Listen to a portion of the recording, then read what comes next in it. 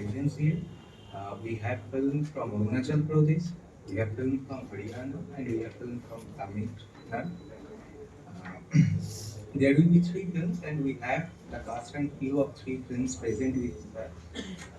The first film will be Batto Ka Bulbula, directed by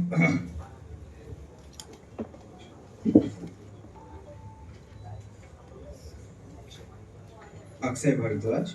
And we have Mr. Aryan Singh, DOP of the film, and Mr. Saksan Yadav, editor of the film with us. The second film is Karken, and we have the director Nending Lodar and director of photography Nako Ete with us. And for the third film, Jigarthanda Double X, we have Karthik Subbaraj sir, the director of the film, and Karthikeyan Santaram sir, the producer of the film. Let us have a small introduction to each of the film, and then we will go for the opening remarks from the cast and crew. For Batto Ka Bulbula, this is a film based on village life, and the two main characters, Batto and Sultan, two friends. Batto faces um, some challenges while dealing with his son Bitu. Batto wants to use the last piece of his land for the betterment, and Bitu wants to use it for his self satisfaction. And there is a tussle, and there is also a tussle which Batu's friend Sultan finds out while conversing with Batu.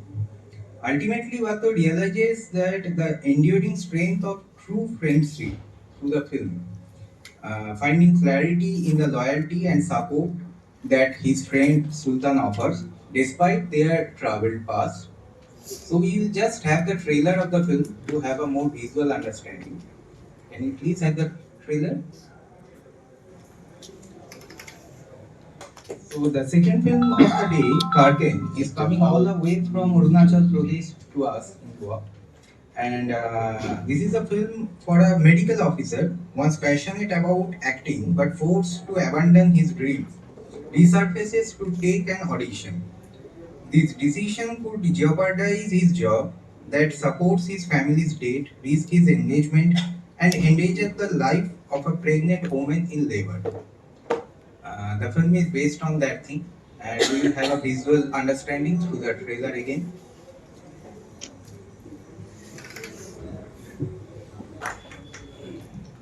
And now the third one, Jigarthanda Double X, coming from South India. To give a brief synopsis, this film is a Tamil action thriller and also a spiritual prequel to the 2014 film Jigarthanda. The plot follows aspiring police officer Kirubai Arayaraj, who is forced to do an unlawful act to secure his job. And to do that, he disguises himself as a film director. He infiltrates the den of gangster alias Caesar. In the process, Caesar experiences a change of heart, and as a gripping narrative in the film explores ambition, morality, and survival. It's a high octane action, making it a compelling continuation of the original film's legacy. Let's have a trailer to feel that action thriller once again.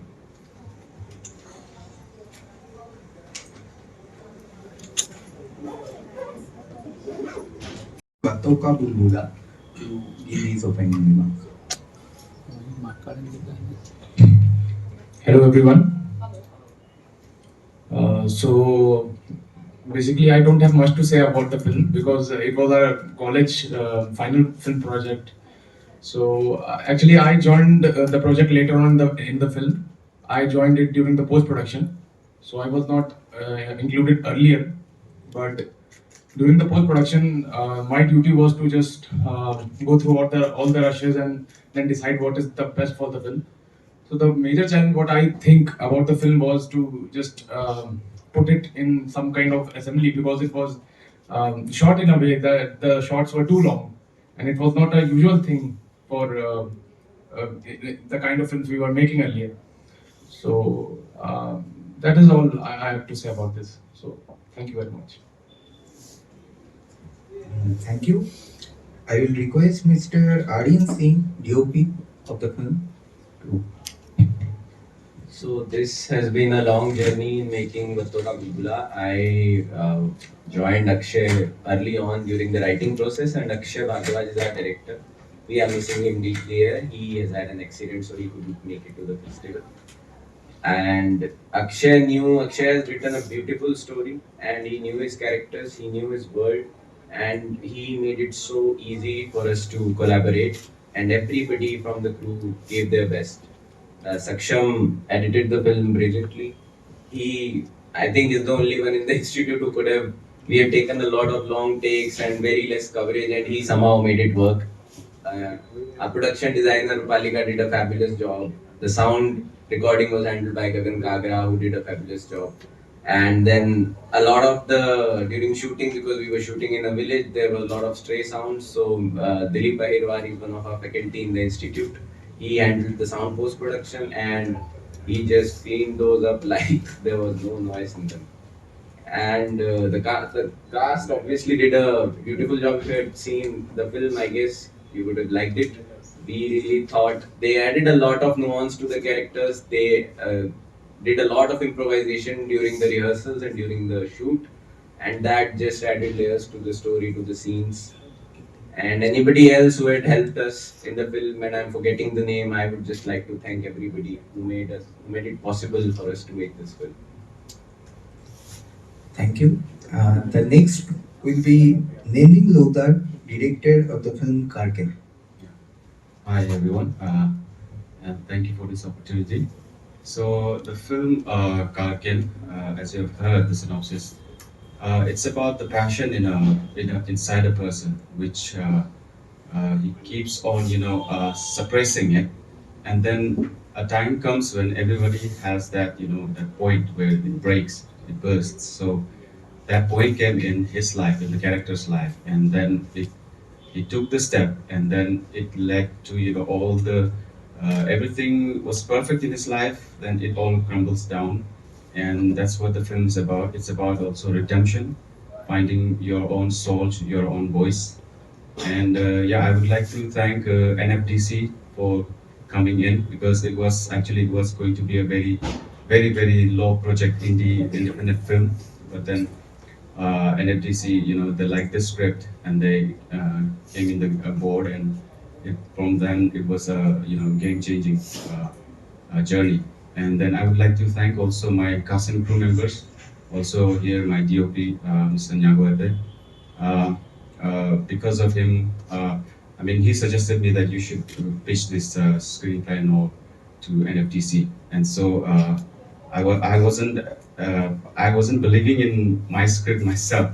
So, but he gave me the courage, and then I pitched this to NFTC, and here we are in IFFI. Yeah, I would like to thank IFFI also, and yeah, all the yeah, cast and crew members, and yeah, I hope it's also selected in Indian Panorama, and it will be screening also this evening. If you guys can watch, it's in Inox Margao something. Yeah, yeah, yeah. Thank you. Okay, may I request Mr. Naguete, director of photography for the film? Hello, good morning to all of you. So, our film mostly revolves around in one single space with one single character. 90% of the film is there. So, I myself has never done something like this. I mean, shooting a film which completely revolves around in one space with one single character. So it was kind of a big challenge for us also. And of course, we were able to pull it off, but I hope so we did a good job. So we will like to hear from you. Thank you. Thank you. Now time for Jigarthanda Double X, and I will request Mr. Kartik Shugaraj, director of the film, to make his opening remark. Hi all. Jigarthanda Double X is actually kind of a spiritual sequel to my previous film Jigarthanda, which got released in 2014. So that film basically talks about like what an art can do to a person, like criminal, how it changes a person in crime world, what art can bring change to a particular a single man. That's what Jigarthanda spoke about. So when I actually wanted to do a sequel, but actually it's kind of a prequel to the film, but I wanted to show it like, okay, what an art can do to like a bigger good to a society as such, like what how great weapon cinema is. That's what I wanted to show through this film, and also this film also has a commentary on like the connect between the human and nature and human and animals, and especially there's an elephant angle to this. So this is all the ideas I had when I wanted to make this film, and I'm happy that this film is. This is like a we made this film for like a mainstream Tamil theatrical audience, but I always wanted my films to have break that line between like say the commercial cinema and the art, or like a film for the film festival. So I want to break it. So I think with this film I was able to. This film got selected in Rotterdam Film Festival. Then it got an award in Novi Sad, and now it got selected in this prestigious Indian panorama. I feel very happy about it, and thanks for having a film in IFFI Goa. Thank you. Thank you. And now to listen from Mr. Kartikeyan Santanam, producer of the film. Hi, good morning everyone, and thank you so much for having us here. It's indeed a great pleasure for us on behalf of the entire team. And my apologies for not the subtitles being played there, which is very hard to see because we all come from a different language. But at the end of the day, to know what the film is, we definitely need the subtitles. So I would really encourage to have subtitles, for us to understand the other films as well as for our film to be represented.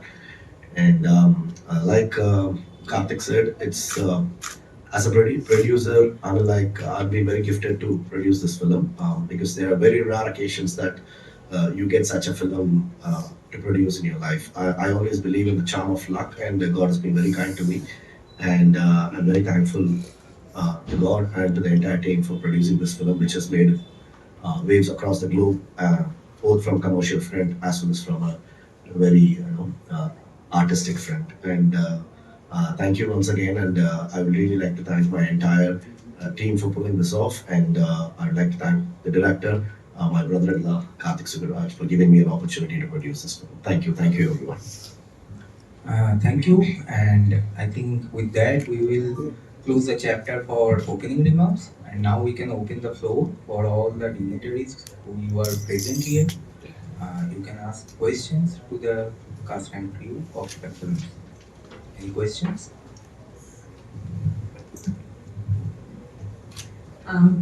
Good morning. My question is to Karthik Subaraj and Kartikeyan Santanam. So, Tamil films have always had this element of rawness and realness. So, it shows life as it is. I mean, it's very close to reality. But one factor which, in my personal observation, what I've seen is that while the male actors, they are allowed to embrace their Dravidian glory, but most often Tamil films cast female actors who do not represent the Dravidian women. But your film is actually straying away from that, and you have stayed true to the Dravidian element of female leads by casting actors like Nimisha and Kapila. So I would appreciate you for that. But do you think that Tamil mainstream movies have a problem of colorism maybe? What is it? Or is it a conscious decision on your part to cast female actors who look like the girl next door?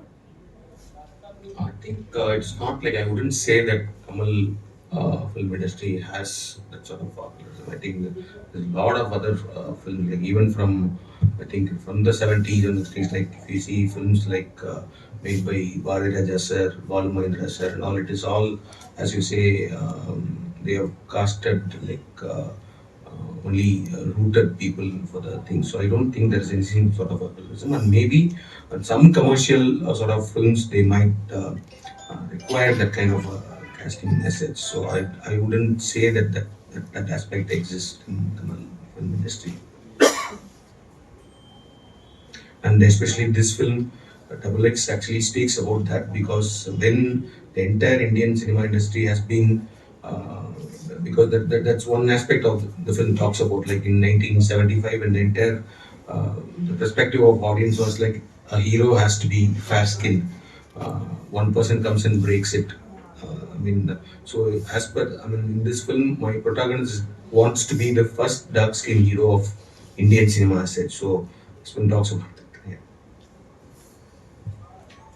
So here, my question is again to you only. This idea is really beautiful that art can change a person, but art can change a gangster. So do you think it's an extreme idea? I mean, it's just a filmy idea, or does it really happen? Because we know, like the world we are growing up, and then we're seeing the news we see. So do you think incorporating art into a lot of the real life will actually change gangsters? Do you think so? Art, not only gangsters, I think, uh, as such, art changes human. How we see life, how we sort of perspective to life changes. Like when you get that tinge of art in it. And for me, personal experience wise, for Jigarthanda Part One, that the initial idea of Jigarthanda Part One came when I was making a short film for Nala Yukanar, like a reality show. I wanted to. That's a different short film. I wanted to shoot like a person stabbing like a murder scene. So that time we thought, okay, let us go. We know a person who was in jail for a murder for some reason, and then he's now, after so many years, he came back. So we thought of discussing what was his psychology before, because a man deciding to kill a person, what should be his psychology? So I thought of going and meeting him and talking to him. But that time he was so interested in like that I'm making a short film, so he wanted to act in the film. So the way he tried to impress me, because that time I was no one. I was just trying to make a short film. The way he showed interest actually gave me the idea of Jigadanda Part One. So I'm definitely sure. I think art changes humans as a whole, like not only gangsters, anyone.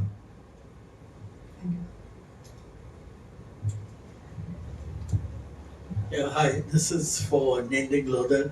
I saw your movie last evening and you briefly Thank you. met. It's a great movie, and I've not seen a movie in a while where you're 90% of the screen. You're talking to your audience. But I wanted to ask, you wrote the script. Why did you decide to cast yourself? You could have cast someone else. Was there a decision behind that? Okay, yeah, thank you. First of all, thank you for watching the film.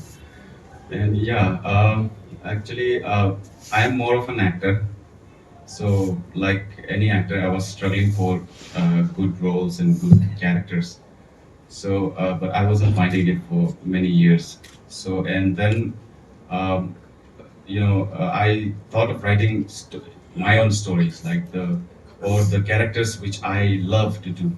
So, in that way, this story came out, and I just dug into myself, and see what I am myself, and then it's very personal story. So I brought it from my own personal experiences, and then that's how it went. And then because I wasn't sure anyone was going to produce it, so I kind of made it very low budget.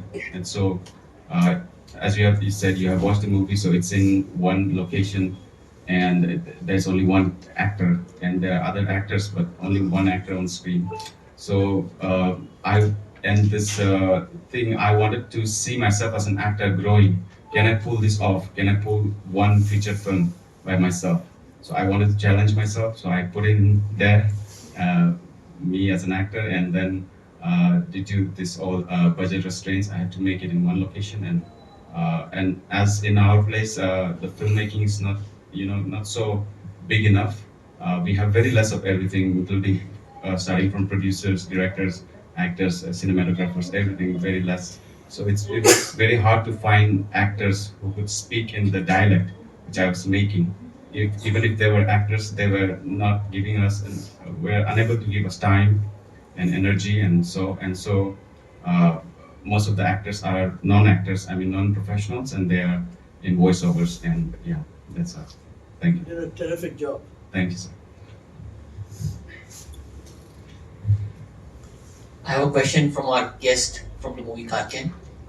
You earlier thanked NFDC and IFFI for selection of your film. In this context, I would like to ask that what are the challenges in making movies in Arunachal Pradesh and how selection of your movie will help grow Arunachal cinema?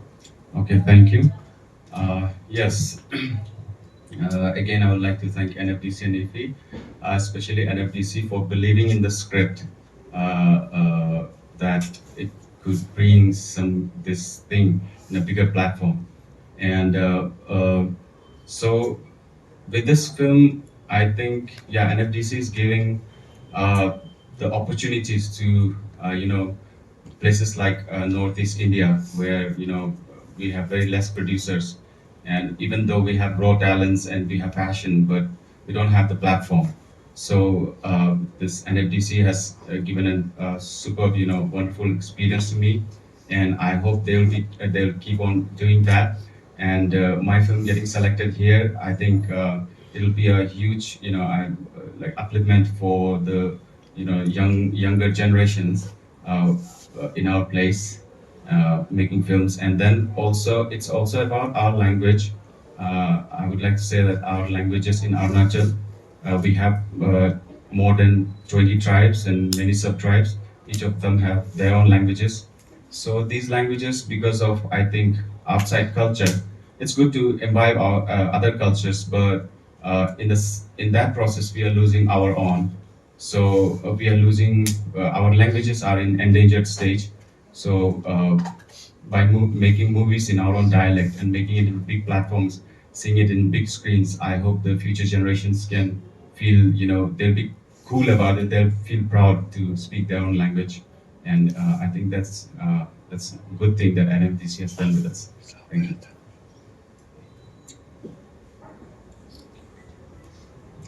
Any more questions from the dais? Okay, then I have the liberty to ask one question, my personal one, to Mr. Aryan Singh.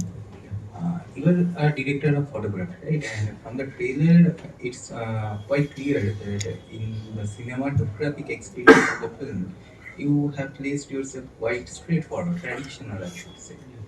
But in a time when there is so much pressure from VFX, using VFX and other kind of filters and all, what's the motivation behind using for the traditional way?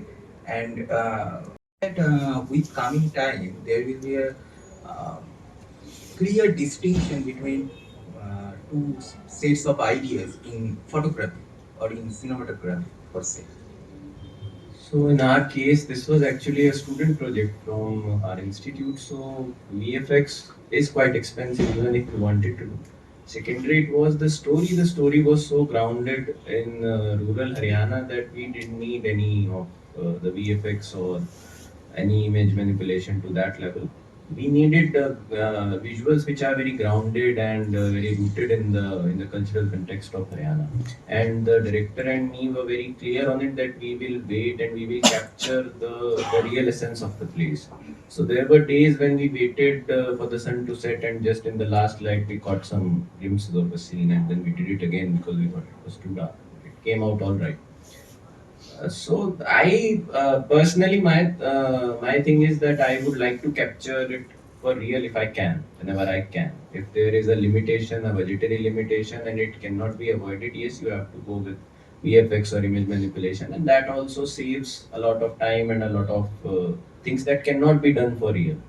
And a lot of times, some things might be unsafe for the actors, for the crew, for the cast to capture for real. So that way, they are a boon to us. But in the current time, when I see generative AI coming in and a lot of digital manipulation coming in, I think there is a question of authenticity of the images, in a sense that what is captured, what is generated, and I think we are uh, we are at the we are at a place where I don't know what the future will be, to be honest with you. But I think there should be a space for captured images and the generated images. There should be a distinction because there is a difference. When a person captures an image, or when you are standing there and you're capturing the image, there is some essence of you that is left in the image. There are some choices you make. So I think that should be done, even if it's tough, for the love of it. Yeah, I agree with you, and it will keep it real as well. Right.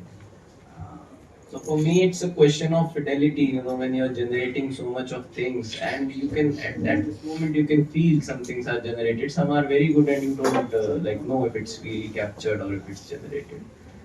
But I think when you actually capture it, there is a soul to that image, which the generated one doesn't.